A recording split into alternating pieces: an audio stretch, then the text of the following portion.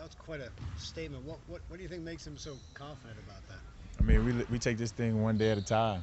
Um, but Tristan is, he's really the heartbeat of this team. I think every possession you see him out there in the paint, outman by himself, going to war with 3 or 4 guys at a time, and he comes up victorious. And so he gives us a toughness and the edge that we need, that we thrive off of. So I know we love him. I love him. And he's a Cav right now, so that means he's a Cav for life. Is there anyone remotely as edgy as he is on your team, and how important is it to have that ingredient? I mean, when you have a guy like him, you really have a special player. There aren't very many guys in this league like him, and honestly, there are very few guys I've seen in my time in the league with the motor and intensity that he brings. So he's a unique player, and that's why we desperately need him. He studied Rodman, apparently. Films of Rodman rebounding. What do you think he got out of that? I think it's, in your mind you look at it and say, hey, you have to be relentless. But until you watch someone actually do it, you don't realize how much work, how early in the possession they start to do their work. And so for a kid like him who's a visual learner, it was very good for him to get that at an early age, because it's something that set the mark for him. And every day he comes to practice, every night he goes out there to try to perform. Expect he'll color his hair eventually later in his career? No, I think those days of guys coloring their hair are long gone. In your 1 year in Cleveland, have you picked up what pro sports mean to this town, and what, if you guys get that fourth win to make the finals, what that release or celebration would be like for Cleveland? I know the winters are cold, and so when it's 20 below outside and you're snowed in, and all you have is the game of basketball, the fans, they watch. And so it's something that over time families have brought their kids up watching basketball, watching baseball, watching the Browns. And so this is a sports town, because everywhere you go, there are season ticket holders who've been there for 15, 20 years. And that's the sign of a town that embraces and loves their sports teams. You've played in a few different cities during your career. What anecdotes can you share about things that you've heard from people here in Cleveland about what it would mean to them to get to the finals and to win it? It just, the fans here, they're here every day. Win, lose, or draw, they're here every day. And the ultimate reward would be to get them a championship. And so when you know that the fans will show up for you regardless if you're winning or losing, you know that that they love you, that there's sincere love. And that's when you thrive your best. So that's why we're out here pushing, trying to win one more game to get us one step closer to achieving that goal. What do you picture the reaction would be like outside the arena, between the stadiums? The Indians are playing tomorrow night. Could be a lot of people out there. I mean, I get here so early, I can't even tell you what the streets look like. But I know deep down in my heart that the city is a buzz with the prospects of what we can do. And we're looking forward to making them proud. James, you've seen LeBron push through pain and kind of grind through games. Have you ever seen him do anything like he did last night? Last night was unbelievable. I haven't seen him do anything on that level. I think the stats show he hasn't done anything of that level. And to do it in the fashion that he did, after starting 0 for 10, it just shows he's resilient. And he's the world's best player for a reason, because when you need him, he shows up. What does that mean then for team morale and confidence when you see him do that? We know we have the world's best player. And when he's playing like that, the least we can do is show up and do our part. And if we do that, we'll be a very good team. You've been on the Heat teams, and you've seen what LeBron did. He said this will be his toughest challenge. Why do you think that's the case? I mean, because it's a different situation. This is the first year. The first year of any arrangement is always the toughest. You're still a work in progress. You don't have the ability to sit back and analyze and have an off season to say, hey, let's tweak this, let's tweak that. You do everything on the fly.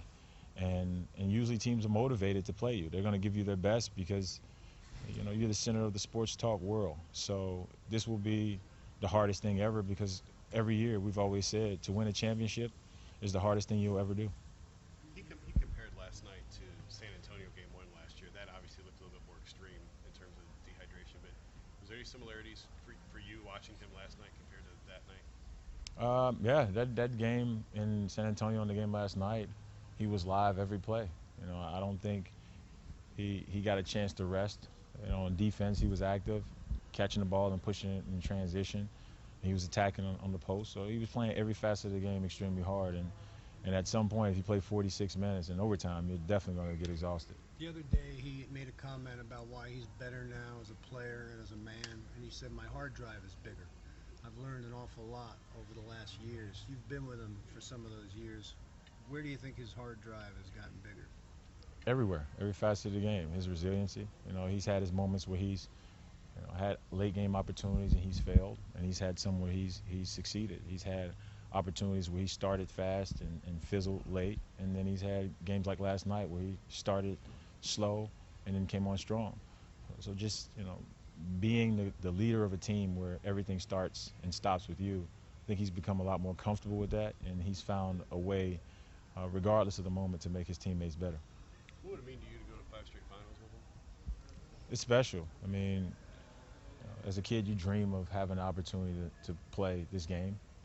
The ability to do it 5 straight years in the finals and pursue a third championship is something that you have to relish. And it's a blessing. And to have a friend and a teammate like him whose only goal is to make it to that level, it makes it a lot easier on us, I'll tell you that much. James, what does it say about you that he wanted you to come with him, that he said, okay, if I want to try this again, I want James Jones there?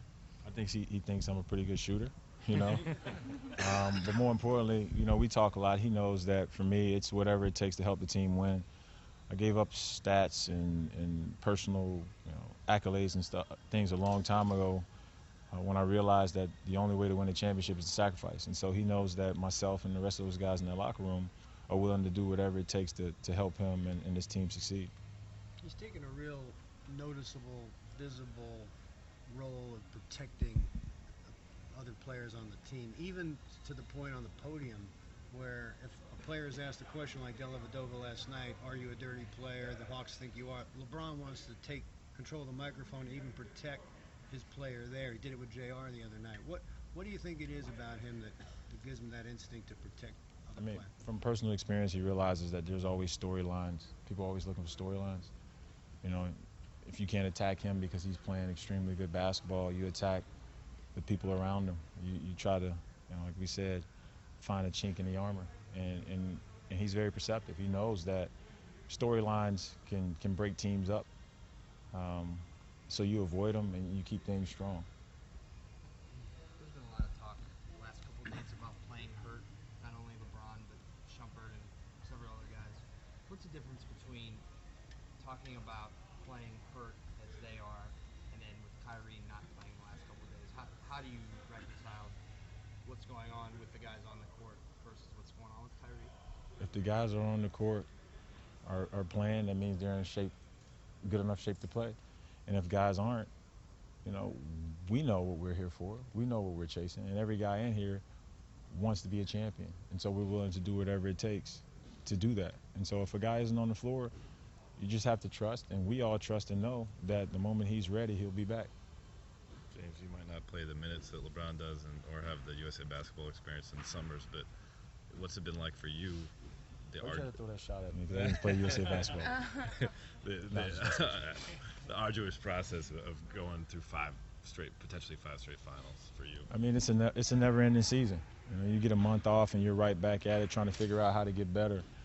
Mentally, more than anything, it takes a toll. Physically, you can find your way through the season. You know, our bodies are trained to be able to sustain it. But mentally, you just have to find a way to refresh and get sharper. And so, as a veteran, as an older player, you watch more film. You have more conversations with your coaches. You interact better with your teammates to try to refine the process. But it's tough. There's no shortcut for it. You know, we played a lot of basketball. He's played a lot of basketball. It wears on you, but, you know, in the pursuit of that goal, you just have to find a way to push through. Do you ever think about guys like, you know, Chris Paul or Carmelo Anthony never got to or haven't got to that level yet, and the fact that you're going to have a chance to potentially do it 5 times? I'm just grateful for the opportunity, you know, and I look at those guys who are very good players, great players, knowing that's their goal, that's their dream, is to achieve this level. And so I count myself blessed, and I don't take it for granted.